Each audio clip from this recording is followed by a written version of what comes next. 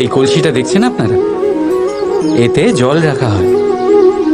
জল যাতে শুদ্ধ থাকে, শীতল থাকে। জল যা তৃষ্ণা মেটায়। কিন্তু ভাবুন, যদি এই কলসির মাটি ঠিক না হয়, যদি একে ঠিক মতন মাখা না হয়, আকার দিয়ে একে ঠিক করে আগুনে যদি পোড়ানো না হয়, তাহলে কি হবে?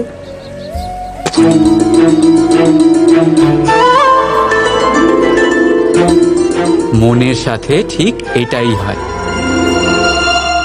কারণ যদি প্রেম এই জল হয়, তাহলে কলসি হলো মন। মন রূপী পাত্রে যদি বিশ্বাসের মাটি না থাকে, যদি সেই মাটি অশ্রুতে না ভেজানো হয়, সময়রূপী কুমোর যদি তাকে আকার না দিয়ে থাকে, আর চরম পরীক্ষার আগুনে তা পোড়ানো না হয়, তাহলে প্রেম মনে থাকতে পারে না। যদি এই প্রেমকে পেতে হয়, তাহলে হৃদয়কে বশ করতে হবে, আর মন থেকে বলতে হবে, রাধা রাধা।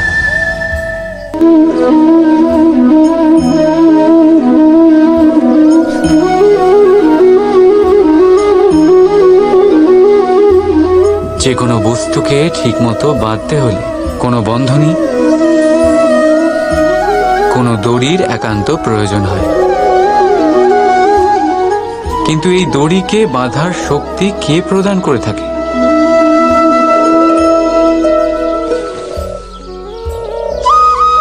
সেই সুতো, যা জুড়ে জুড়ে এই দড়ি তৈরি হয়েছে।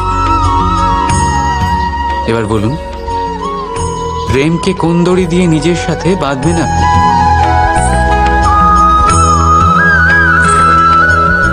প্রেমকে গাঁথা হয় বিশ্বাস দিয়ে, আর বিশ্বাসের এই দড়ি তৈরি হয় সত্যের সুতো বন্ধন দিয়ে। এবার প্রশ্ন হলো এই যে সত্য কি? সেটা যেটা আমরা দেখেছি, নাকি সেটা যেটা আমরা ভেবেছি?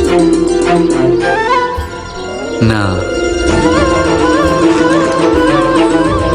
আমাদের সত্য হলো সেটাই যেটাকে আমরা বিশ্বাস করে নিয়েছি, আর বিশ্বাস সেটাই যেটাকে আমরা সত্য বলে মেনে নিয়েছি।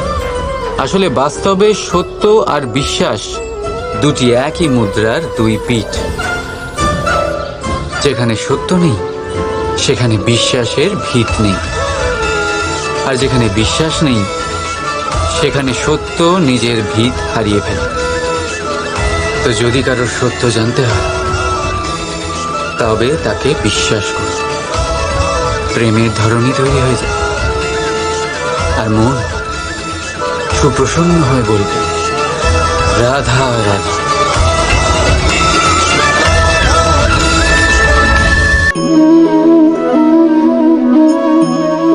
ভয়, ভয় সবাই পায়।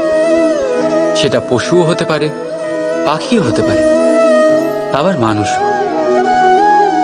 বাস্তবে মানুষ এই ভয়কে সাথে নিয়েই জন্মগ্রহণ করে। তাহলে এই ভয়কে, ভয় কিসে? আর ভয় যদি এতটাই খারাপ হতো, তাহলে তা নিয়ে আমরা কি জন্মগ্রহণ করতাম?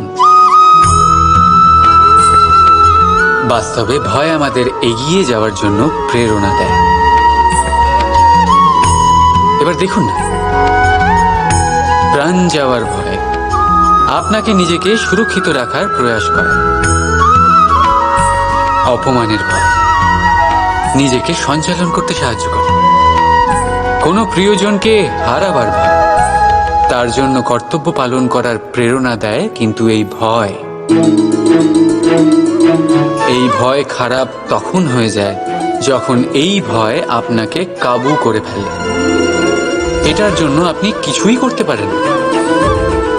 তাই যদি এই ভয়কে কাজে লাগাতে হবে, আপনাকে নিজেকেই এই ভয়কে কাবু করতে হবে। তাহলে ভেঙে দিন এই ভয়ের সীমা। নিজের আত্মা ছাড়া আর কারোর কাছে মাথা নত করবেন না। আর মনে রাখবেন, যখন অন্ধকারকে ভয় পাওয়া ছেড়ে দেবেন, তখনই প্রদীপ হয়ে জগতে আলো ছড়াতে পারে। রাধা রাধা।